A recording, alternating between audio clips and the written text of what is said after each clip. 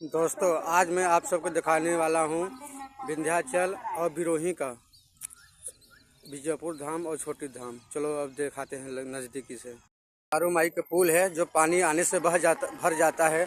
अभी तक खाली है दोस्तों। अभी सब जा रहे हैं दर्शन करने के लिए दुलारू माई पे।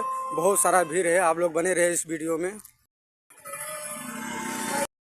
उत्तर मुहारा पे भीड़ ना लगाएं, उत्तर पड़ रहा है।